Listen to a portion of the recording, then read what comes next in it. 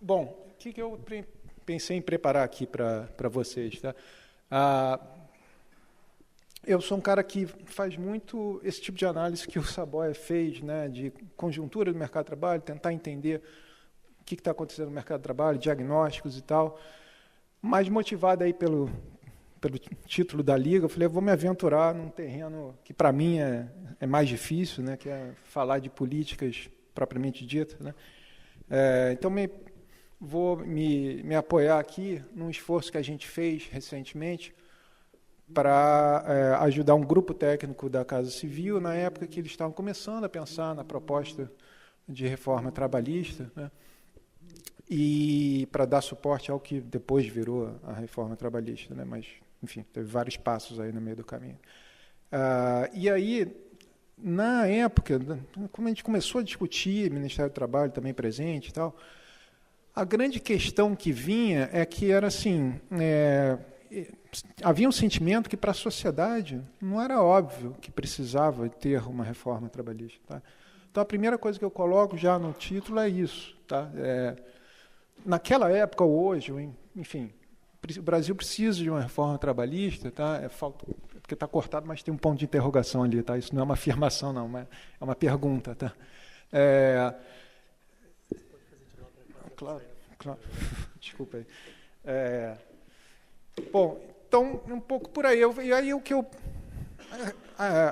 seja olhando para a reforma que a gente teve, ou, se a gente quiser olhar para frente, quem achar que ficou faltando alguma coisa, a minha ideia aqui eu vou avaliar essa pergunta, sob que ótica? Tá? Então, eu vou falar de dois aspectos que eu acho fundamentais, tá? Sempre que a gente pensar em debates desse tipo aqui no Brasil, tá, com relação a alterar, tá, as leis, as instituições envolvendo o mercado de trabalho. Tá.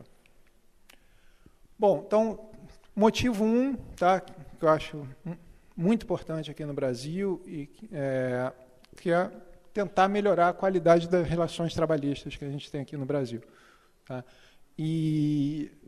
Por que eu falo isso? Quer dizer, isso aí tem uma relação clara, a gente não consegue medir a qualidade das relações trabalhistas, mas o mais próximo que a gente consegue medir, coisas são relacionadas com isso, né, que a gente consegue medir. Você tem a produtividade do trabalho, em certo sentido, né, de esperar que relações de trabalho de boa qualidade vão estar refletindo em alta produtividade do trabalho, e a gente sabe que no Brasil a produtividade do trabalho está parada no tempo, né, não avança, tá, apesar, mesmo naquele período de ouro que o Saboia estava colocando ali, né, Saboia, a produtividade do trabalho ali também não avançava. Né. A gente tem e outros indicadores, né, que a gente pode inferir alguma coisa sobre a qualidade das relações trabalhistas que eu vou mostrar aqui para vocês. Tá? Então, esse seria o primeiro motivo, tá, que se pode pensar em fazer, tá, para melhorar a qualidade do trabalho, das relações de trabalho no Brasil. Tá? E um segundo motivo, para você se perguntar se a gente precisa ou não de uma reforma trabalhista, ou se precisava, é o seguinte, quando vem uma crise como essa que veio, né, e outras que a gente já passou, por exemplo, no final da década de 90, ou em um dos anos de 2000, tivemos alguns também, não desse tamanho, mas alguns períodos onde o desemprego também subiu, tudo, a gente tem perda de bem-estar. Né? Chega uma crise dessa, claro, há uma perda de bem-estar, mas esse bem-estar, essa perda de bem-estar não está igualmente distribuída. Tá? Quem é que perde mais em termos relativos e se a gente consegue identificar quem é que perde mais, se a gente quer redistribuir essa perda de bem-estar. Tá? Então, essa vai ser a minha segunda ótica para discutir isso. Tá? Bom, então, primeiro, o que a gente sabe sobre qualidade das relações de trabalho? Como eu falei, não é uma coisa que a gente mede diretamente. Tá? A gente sabe que a produtividade do trabalho, já adiantei, está parada, eu nem trouxe nenhum gráfico, mas isso... tem várias referências que eu posso colocar para vocês, mas a gente também tem outras coisas aqui associadas a isso. A gente tem uma altíssima rotatividade do trabalho, então Então, se os trabalhadores não estão parando nas empresas, tá, é porque as partes não estão satisfeitas, né? Então, isso aqui é uma evidência indireta de que deve ter um problema em relação à qualidade das relações de trabalho no Brasil. Tá? E também a gente tem uma quantidade muito grande, que eu vou botar aqui para vocês no slide, de reclamações na justiça, também de ambas as partes. Né? Em geral, um pouco maior de trabalhadores, né, indo à justiça reclamar de alguma coisa referente aos seus empregadores, ou ex-empregadores, na verdade, na maioria das vezes. Tá? Então, se tem muita reclamação, se as partes não ficam juntas muito tempo, tá, presume-se de que tem alguma coisa errada com a qualidade das relações de trabalho. Certo? Então, só para colocar em números algumas dessas coisas, por exemplo, ali, com dados da RAIS, né, da Relação Anual de Informações Sociais do Ministério do Trabalho, tá, eu calculei duas estatísticas simples, tá, a vermelha é a mais fácil de explicar, é o que eu estou chamando de taxa de desligamento, tá? É o número de separações que ocorre, de desligamento de trabalhadores saindo de empresas, dividido pelo estoque de empregados, tudo isso setor formal, tá? Que, em tese, os empregos são mais estáveis. Né? E a gente tem ali, na ordem, no começo do período aí de 2001 a 2007, está na ordem de 50%, essa taxa de desligamento, a linha vermelha que está mais para cima, tá?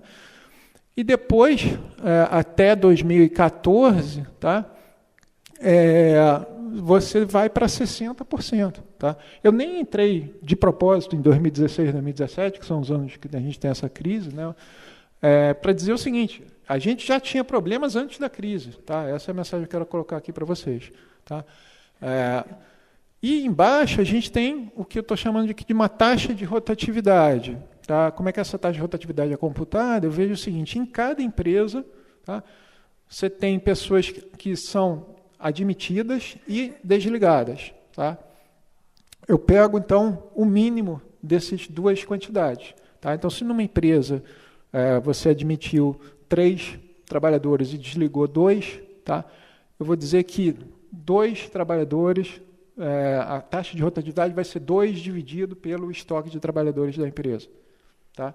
Eu vou fazendo isso em todas as empresas, agrego isso, tá, na RAIS inteira, e aí você chega, então, nessa linha, os números que estão na linha azul, lá embaixo, tá, você tem uma taxa de rotatividade em torno de 40% nesse primeiro período, aí, até 2007, tá, e já um pouquinho abaixo e, às vezes, alcançando o patamar de 50%. O que é 50%? Ou seja, metade dos postos de trabalho tem gente saindo e entrando, tá, no Brasil.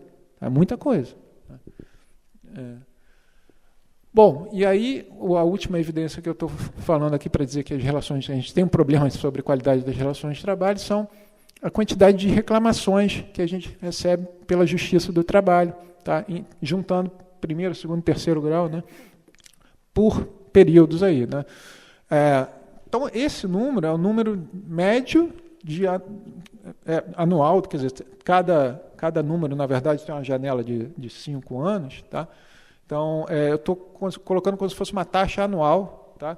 De número de reclamações recebidas pela Justiça do Trabalho dividido pelo número de empregados do setor formal, com contrato formal de trabalho. Tá?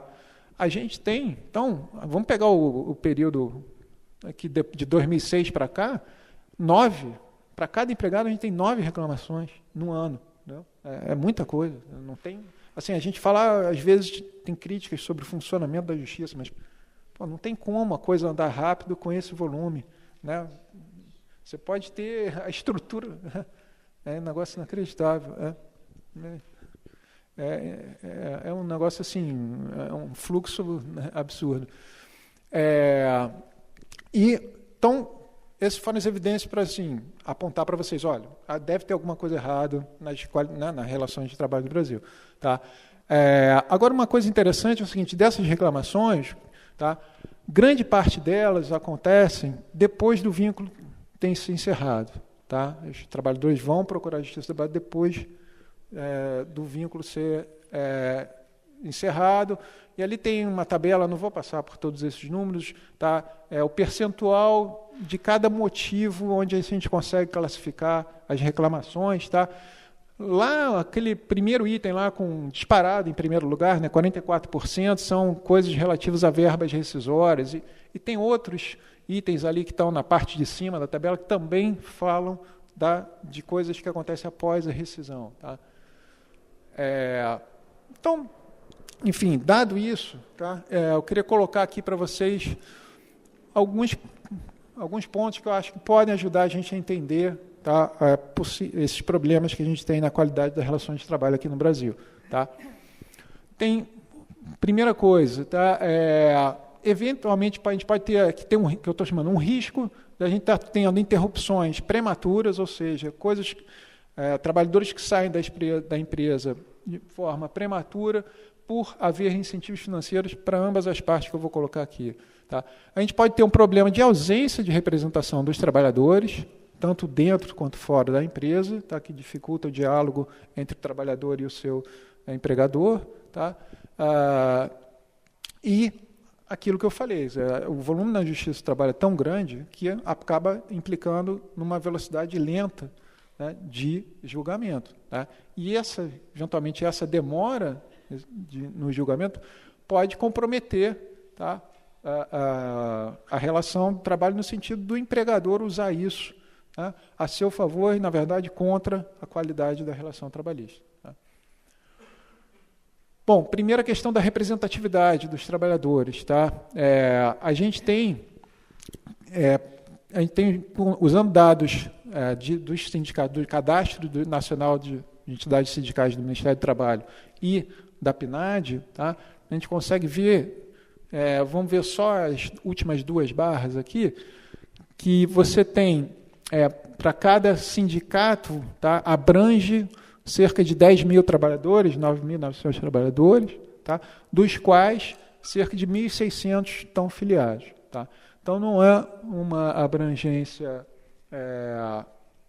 muito grande, mas também não é muito pequena comparado com dados internacionais, não. Tá? O maior problema está aqui. Se você chega... A PNAD fez um suplemento em 2015 sobre entidades sindicais, né? E aí tinha uma das perguntas que era assim, para quem não era sindicalizado, por que não é sindicalizado? Tá? E aí, qual é o botão? Esse, tá. Aqui, nessa parte de baixo, é que está a parte preocupante desse gráfico. Alguns falam, olha, nem sei como que eu faço para me associar ao sindicato. O outro falava assim, o sindicato não representa os meus interesses, tá? Ou não oferecia serviço que lhe interessava, ou nem conhecia qual era o sindicato que representava a sua categoria. Então, assim, não havia uma identificação, né, se a gente somar isso aqui, né, vai dar aqui mais de 50%, mais de 70%, né? Tem alguma coisa que não está sindicalizado por não reconhecer o sindicato, ou nem conhece ou não reconhece ele como uma entidade que estaria representando os seus interesses. Né? Então, isso dificulta. Por quê? Porque a natureza da relação trabalhista, né, ela eminentemente tem conflitos, né, é conflituosa. Então, você precisa, né, que as partes consigam conversar, negociar, né, e o trabalhador precisa de ter um respaldo, porque a relação é assimétrica, óbvio. Né? Então, seria importante ter ou um sindicato ou uma outra alternativa, que tem em alguns países, que é o representante dos trabalhadores, ter na empresa um representante dos trabalhadores, que não precisa ser associado a sindicato. Tá? E que a gente também não tem isso aqui. Né? Bom, aqui era só para mostrar a questão da demora na justiça, mas acho que nem precisa colocar assim. Vou colocar outras coisas aqui. Sobre o outro ponto que eu falei que poderia estar afetando a qualidade das relações de trabalho, são aquilo que eu chamei dos riscos da interrupção prematura. O que acontece? A gente tem um sistema de proteção ao trabalhador contra o desemprego, tá?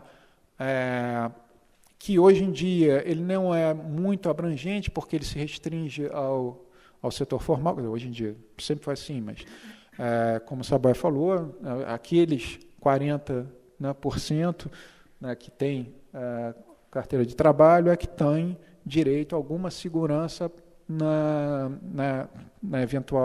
quando eventualmente passam para o desemprego. Tá?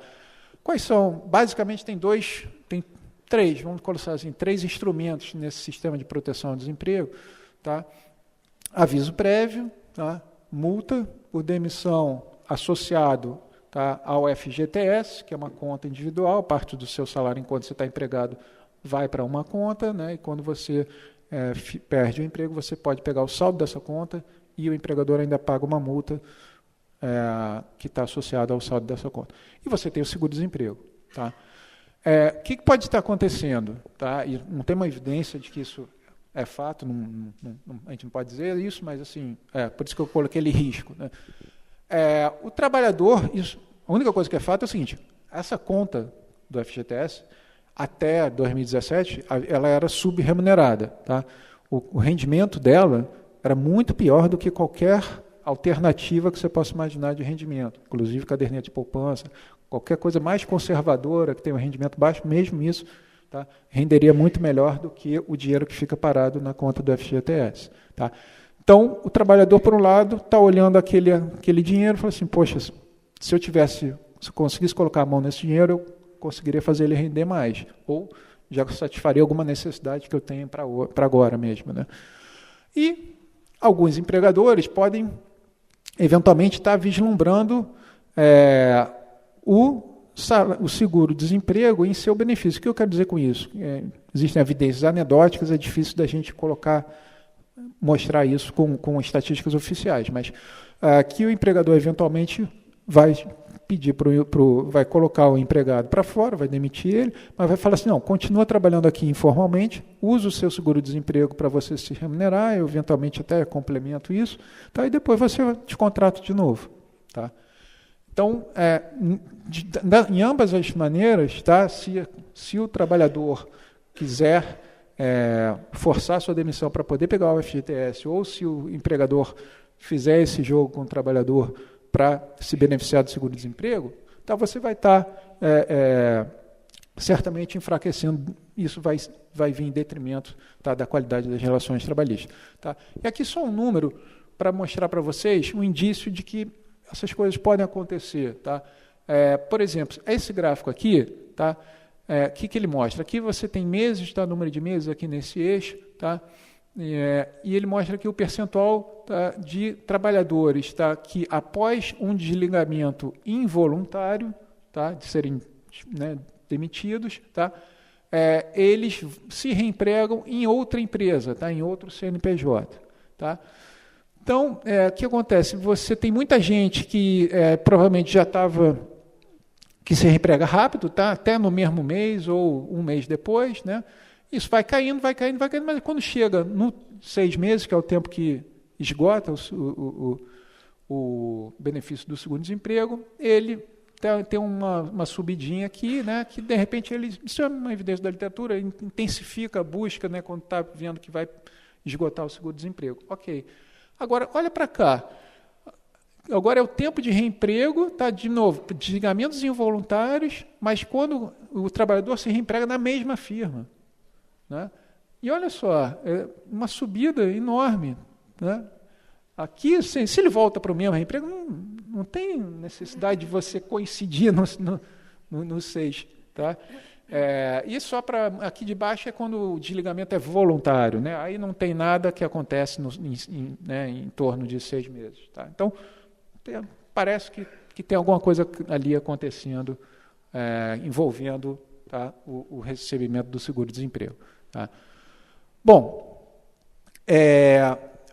então, com essas duas óticas, de tentar...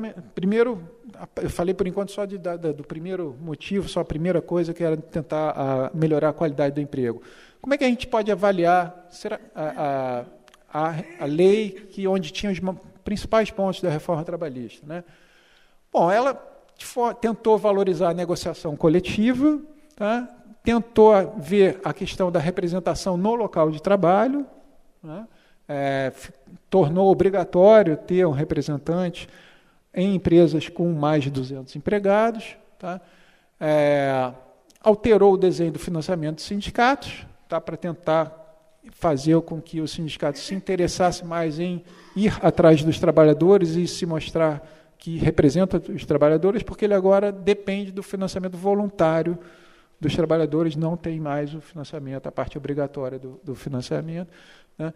E ela também altera condições financeiras para demissão. Basicamente, o saldo do FGTS, que tinha aquele problema, né, agora está um pouco melhor a remuneração do saldo do FGTS. Tá? Coisas que eu acho que poderiam ter sido melhor desenhadas nessas iniciativas. Primeiro, a representação direta dos trabalhadores, tá, exigida só para empresas com mais de 200 empregados, tá, só atingiria 0,6% das empresas de 2015. Claro que são as empresas maiores. Se a gente colocar aqui o número de trabalhadores alcançados por essa medida, vai a 40%. Tá? Mas a gente tem muitas empresas onde que são pequenas, tá? Se vocês olharem a distribuição do tamanho de empresas na RAIS, vocês têm infinidade de empresas com menos de 5 empregados, por exemplo, tá? Esse número vai a 70 e poucos por cento, dependendo do ano. Tá? Então, ali essas empresas são as empresas onde você tem sérios problemas de não cumprimento de legislação, de rotatividade, tal. Então, ali você não conseguiu abarcar essas empresas. Tá? E também teve uma medida dentro da reforma trabalhista que foi tentar facilitar o uso do PSE, que é o Programa de Sustentação de Emprego, que era um antigo programa de proteção ao emprego, né, que também tem algumas cláusulas, tá, que, na prática, é um programa que, em tempos de crise, como a gente estava tendo, tá, você pode colocar os trabalhadores, não chamar os trabalhadores, não convocar os trabalhadores para trabalhar, tá, pagar só uma parte dos salários, né, e o governo entra com alguma ajuda. Tá? Mas, na prática, só as empresas grandes acabam se beneficiando por isso. Então, acho que isso também está faltando, essa possibilidade das pequenas empresas se beneficiarem de um programa como esse num tempo de crise. Tá? Bom, vou falar rapidamente aqui, nos 3 minutos que eu acho que ainda tenho, da segunda, a segunda ótica com que eu acho que a gente tem que avaliar qualquer discussão sobre necessidade de reforma trabalhista, tá? Que é a questão de se a gente gostaria de redistribuir as perdas. Primeiro, a gente tem que saber quem está perdendo, né, relativamente mais, quando chega a crise, tá? E para discutir se a gente quer redistribuir essas perdas ou não. Tá? Bom, nesse período, naquele gráfico que o Saboia mostrou lá, que, né, de 2015 a 2017 o desemprego explode, né, passa de 7 alguma coisa para 13 o desemprego. Tá? O que eu vou mostrar para vocês aqui? Que no setor formal, né, quando é natural, a gente vê um desemprego explodindo, a gente fala, nossa, deve estar tendo demissão em massa no país. Né? Não, teve demissão, sim, foi alto, né? Mas, primeiro, as demissões foram muito mais concentradas no setor informal do que no setor formal, e no setor formal, a queda nas contratações foi muito mais intensa, contribuiu mais para o desemprego do que aumento de demissão. Tá? Então, o que acontece? Tá? A perda de bem-estar foi relativamente menor para quem estava empregado no setor formal, porque, de certa forma, esse sistema de proteção ao emprego que a gente estava colocando aqui, de ter um custo para ser demitido, né, para o empregador, de certa forma, funcionou para esse propósito, de proteger o trabalhador que estava empregado no setor formal. Tá? E aí, quem foi, então, relativamente mais afetado foi quem está entrando no mercado de trabalho, quem está tentando entrar no mercado de trabalho, principalmente no setor formal. Tá? Então, aí a gente está falando fundamentalmente de jovens. Tá? Então, os jovens foram relativamente mais afetados pela perda de bem-estar, ela é maior para os jovens nesse momento de crise. Tá? E se você contar só esse momento da crise propriamente dita, né? O momento que ele está ali tentando entrar no emprego, não está conseguindo, não está ganhando seu dinheiro, não está ganhando experiência, mas isso tem reflexos para o futuro dele, para toda a trajetória profissional. Tem evidências para vários países de que jovens que tentam entrar no mercado de trabalho em períodos de alta taxa de desemprego, tá, tem a sua trajetória profissional comprometida, tá, sem querer desesperar ninguém aqui da plateia, tá, mas é um fato da literatura. Tá? Então, o que eu quero chamar a atenção é o seguinte: a gente tem que quando a gente tem que pensar em qual é a perda de bem-estar do jovem vis-à-vis a de quem já está empregado no setor formal, tá? Tem que levar em consideração não só a perda de agora, mas trazer para valor previdente toda a perda, eventual perda futura que esse jovem vai ter. Tá? Bom, aqui é só para mostrar o que eu falei. Tá? Isso aqui são, pelo CAGED, do Ministério do Trabalho, setor formal, né? Admissões e desligamentos. Tá? Então, aqui, 2015, está aqui, ó, as coisas estavam mais ou menos, vamos dizer assim, oscilando em torno de uma média mais ou menos constante até 2014, né? Tanto as barras escuras, que são admissões, quanto as barras mais clarinhas, que são os desligamentos. Tá? E aí, quando chega a partir de 2015, tá? Os desligamentos não sobem, tá? E as admissões caem bastante. Tá? Até final de 2016, depois as coisas voltam a estabilizar. Tá? Aí vocês falam, bom, mas esse desligamento aí tem de tudo, né? Tem o voluntário e involuntário, de repente quem está puxando o desligamento para baixo aí é o voluntário, né? Ninguém é maluco de pedir demissão numa crise, né? Ou diminui a propensão da pessoa de pedir demissão numa crise. Tá? Então eu só desmembrei, tá? Aqui, em vez de botar uma barra do lado da outra, está uma dentro da outra. Essa barra mais gordinha é a barra dos desligamentos, os mesmos números do gráfico passado, só que eu dividi em duas cores. Tá? O voluntário é azul claro e o que resta no cinza é o desligamento involuntário. Tá? E a admissão, tá, continua sendo a barra azul. Até esqueci da legenda, mas é a admissão. Tá? Então, naquele período aqui que o desligamento que eu falei não subia, até cai o desligamento total, tá? Você vai ver o voluntário, que é o azul clarinho, tudo bem, ele cai um pouco, tá? Como era de se esperar, mas o cinza não aumenta, gente. Né? Então, o ajuste no setor formal foi realmente pelas contratações. Tá?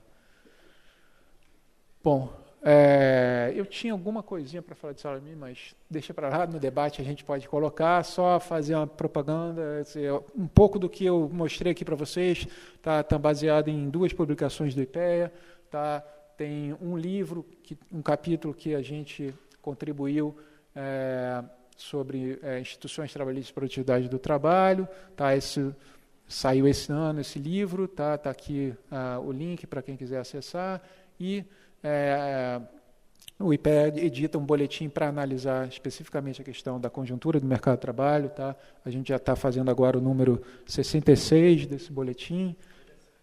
Semestral agora, tá? E alguns desses gráficos que eu mostrei também podem ser conferidos lá. Obrigado, gente. Obrigado.